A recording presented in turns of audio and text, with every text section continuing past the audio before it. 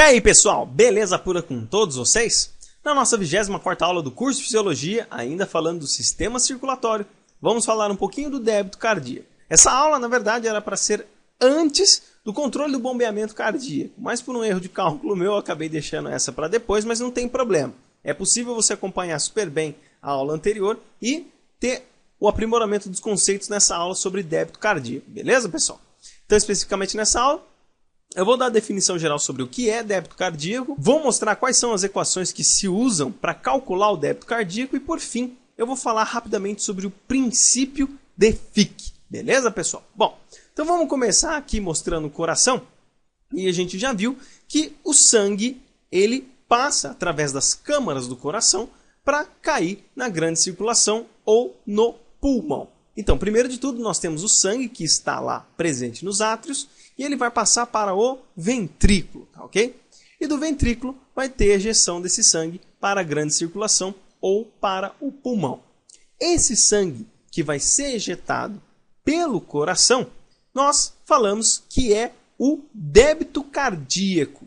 Então, para uma definição mais precisa, nós podemos dizer que o débito cardíaco é o volume de sangue que é bombeado pelo coração em um período de 1 minuto. Isso a gente já falou na aula passada, que normalmente em 1 minuto o coração bombeia de 4 a 6 litros de sangue numa condição de repouso, tá ok?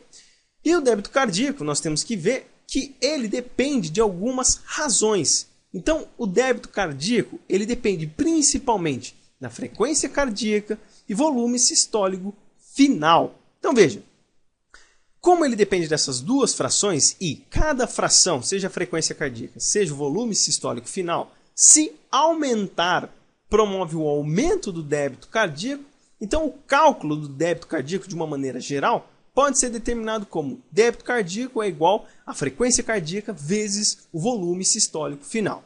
Então, se a frequência cardíaca aumentar, a tendência é que o débito cardíaco também aumente. Da mesma forma, podemos falar do volume sistólico final. Mas nós temos que fazer uma observação importante, de que como a pressão arterial aórtica e a resistência periférica total possuem correlação direta com a frequência cardíaca e volume sistólico, é possível juntar esses valores em uma equação para obtenção do débito cardíaco. Então, a condição anterior que eu mostrei para vocês é se não houvesse resistência periférica total e como se também não houvesse pressão em outros compartimentos. Como o sistema circulatório ele está integrado a vasos sanguíneos, nós temos que levar em consideração a pressão nesses locais para mensurar o quanto de sangue vai sair. Então a gente pode chegar na seguinte equação, que o débito cardíaco, nós temos essa primeira condição aqui, que era a frequência cardíaca vezes volume sistólico final, e temos essa outra condição aqui, que é o débito cardíaco, pressão arterial aórtica e resistência periférica total.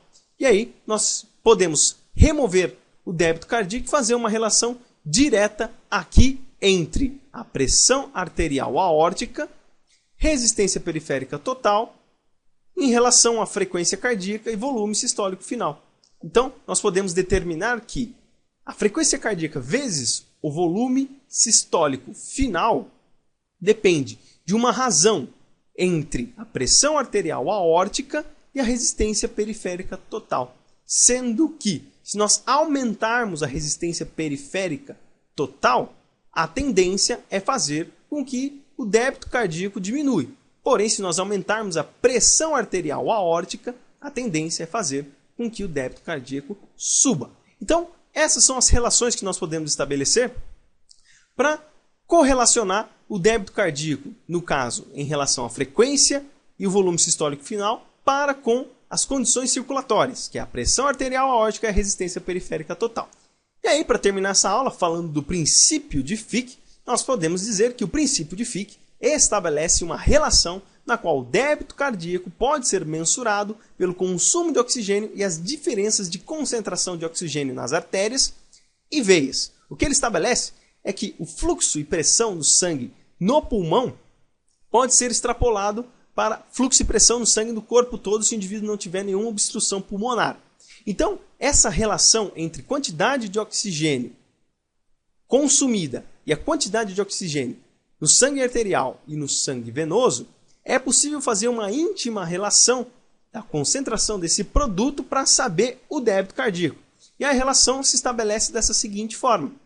Então, o que nós temos? Nós temos o débito cardíaco, que é igual ao consumo de oxigênio, ou seja, o volume de oxigênio que é consumido, dividido pela concentração de oxigênio no sangue arterial, menos a concentração de oxigênio no sangue venoso.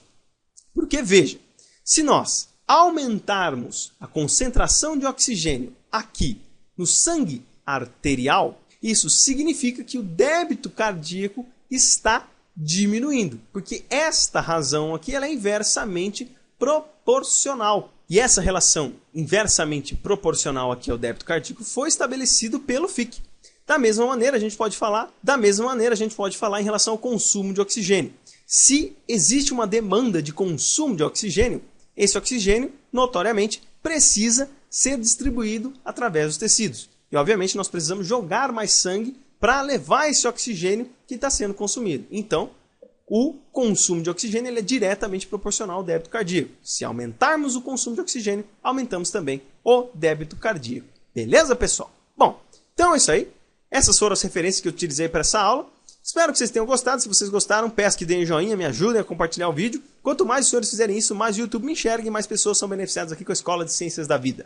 E se você quiser participar, se inscreve aqui no canal do YouTube e participa lá do grupo da página da Escola de Ciências da Vida no Facebook. Tem meu Facebook particular, se vocês quiserem me adicionar também pode. Como sempre, todas as informações estão aqui no descritivo desse vídeo. Beleza, pessoal? Então é isso aí. Forte abraço a todos, fiquem com Deus e até o próximo vídeo, se Deus quiser.